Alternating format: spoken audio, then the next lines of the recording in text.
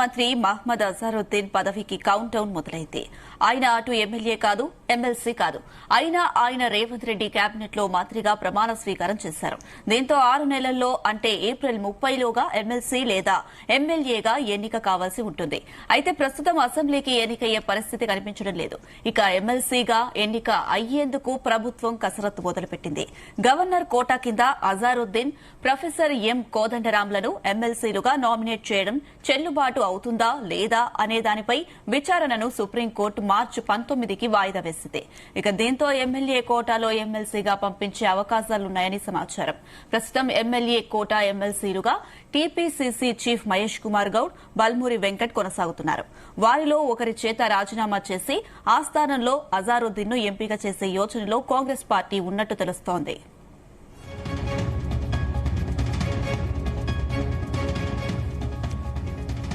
Right, ఇదే అంశానికి సంబంధించి మరిన్ని అప్డేట్స్ మా ప్రతినిధి వంశీకృష్ణ అందిస్తారు. ఎస్ వంశీ. అనుష, అటు తెలంగాణ మంత్రి మహమ్మద్ అజారుద్దీన్ పదవికి కౌంట్ డౌన్ మొదలైందా అంటే అవునని చెప్పాలి. ఆయన అటు ఎమ్మెల్యే కాదు, ఇటు ఎమ్మెల్సీ కాదు.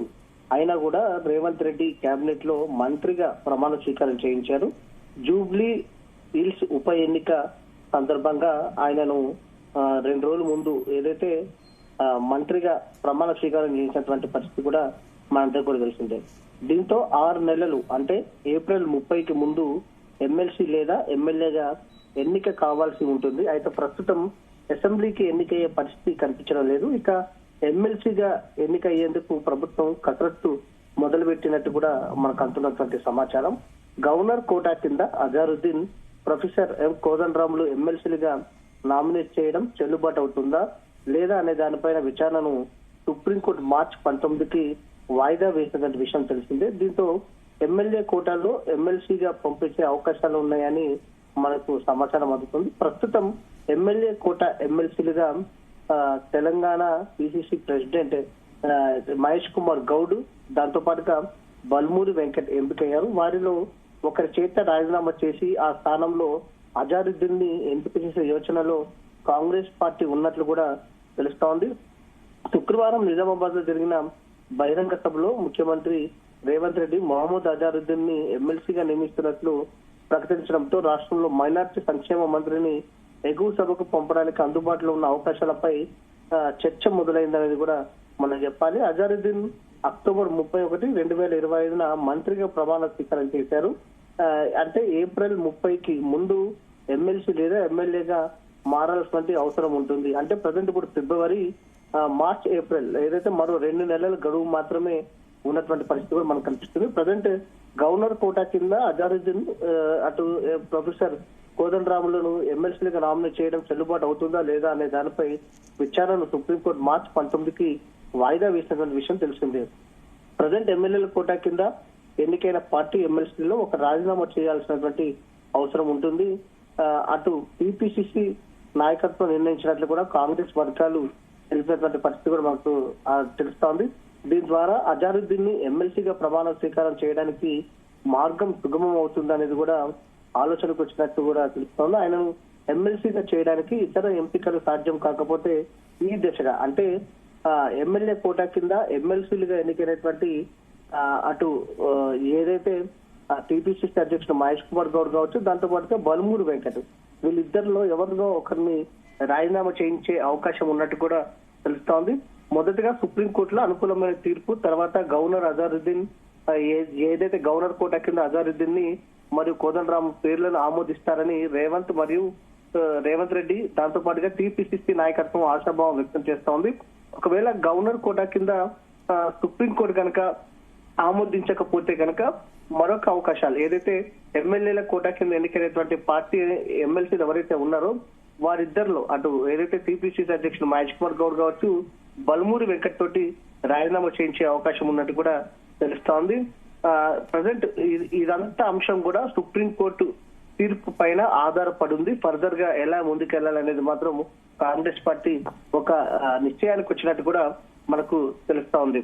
ఒకవేళ ఇద్దరు ఎమ్మెల్యేల కోట కింద ఎన్నికైనటువంటి ఎమ్మెల్సీలు ఎవరైతే ఉన్నారో బల్మూరి వెంకట్ కావచ్చు, మహేష్ కుమార్ గౌడ్ సంబంధించి కావచ్చు, వారిలో ఎవరినైనా సరే రాజీనామా చేయిస్తే ఒకరిని ఏదైతే టీపీసీ అధ్యక్షుడితో రాజీనామా చేయిస్తే రాజ్యసభ మెంబర్ గా చేసే అవకాశం మాత్రం కనిపిస్తుంది.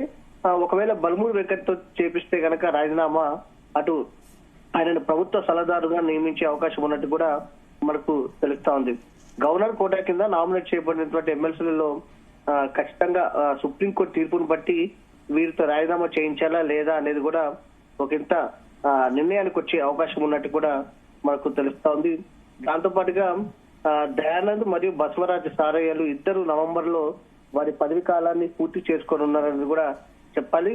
దాంతో పాటుగా మాజీ ఎమ్మెల్సీ కవిత ఖాళీ చేసినటువంటి నిజామాబాద్ స్థానిక సంస్థల స్థానం నుండి అజారుద్దీన్ ని పోటీకి దింపడం, ఇతర ఎంపికలు, దాంతో పాటుగా దీనికోసం పట్టణ స్థానిక సంస్థల ఎన్నికలలో కాంగ్రెస్ గరిష్ట సంఖ్యలో సీట్లను గెలుచుకోవాల్సినటువంటి అవసరం ఉంటుంది.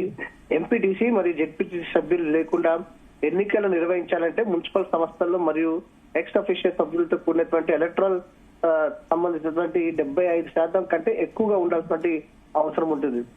ఈ ఎన్నికల కోసం ఈసీఐ కూడా పోల్ నోటిఫికేషన్ జారీ చేయాల్సి ఉంటుంది. దాంతో పాటుగా చివరి ఎంపికలలో ఒకటి అజారుద్దీన్ ఏప్రిల్ 30న మంత్రి పదవికి రాజీనామా చేసి 1 లేదా 2 రోజుల తర్వాత మళ్ళా ప్రమాణ స్వీకారం చేయడం, లేకపోతే ఎమ్మెల్యే కోటా కింద ఉన్నటువంటి ఎమ్మెల్సీలను రాజీనామా చేయించి వారిని అటు ఏదైతే తిరిగి అజారుద్దీన్ ఎమ్మెల్యే కోటా కింద ఎమ్మెల్సీగా ఎన్నుకోవాల్సిన అవసరం ఉంటుంది.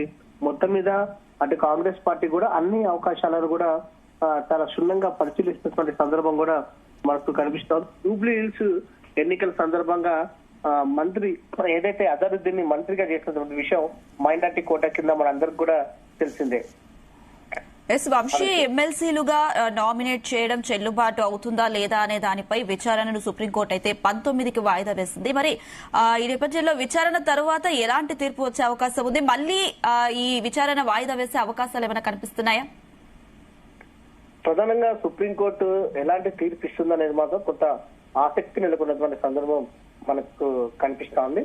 సుప్రీంకోర్టు ఇచ్చేటటువంటి ఒకవేళ కాంగ్రెస్ పార్టీకి అనుకూలంగా తీర్పు వస్తే గనక ఏదైతే ఈ అజారుద్దీన్ ని ఎమ్మెల్సీగా చేసే అవకాశం మనకు కనిపిస్తుంది. లేకపోతే ఎమ్మెల్యే కోటా కింద అజారుద్దీన్ ని ఎమ్మెల్సీ చేసే అవకాశం మాత్రం మనకు చాలా స్పష్టంగా కనిపిస్తా ఉంది. 2 రకాలుగా అవకాశాలు ఉన్నట్టు మాత్రం మనకు కనిపిస్తుంది. దాంతో పాటుగా మాజీ ఎమ్మెల్సీ కవిత రాజీనామా చేసినటువంటి నేపథ్యంలో, ఎమ్మెల్సీగా రాజీనామా చేసినటువంటి నేపథ్యంలో ఆ ఎన్నికకు సంబంధించినటువంటి ప్రస్తుతం అయితే అవకాశాలు లేవనేది కూడా చెప్పాలి. దాంతో పాటుగా బసవరాజ్ సారయ్య కావచ్చు, దయానంద్ పథకాలను కూడా అటు త్వరలోనే ముగినటువంటి నేపథ్యంలో అప్పటి వరకు కూడా అజారుద్దీన్ కి సమయం లేదు. ఏప్రిల్ 30 లోపల ఆయన ఖచ్చితంగా ఎమ్మెల్సీగా ఇప్పుడు ఉన్నటువంటి అవకాశం మాత్రం ఆయన ఎమ్మెల్సీగా ఖచ్చితంగా నామినేట్ అవ్వాల్సినటువంటి అవసరం ఉంటుంది. మొత్తం కూడా వీటన్నిటికి సంబంధించి కూడా సుప్రీంకోర్టు ఏదైతే విడుదల ఇచ్చేటటువంటి తీర్పు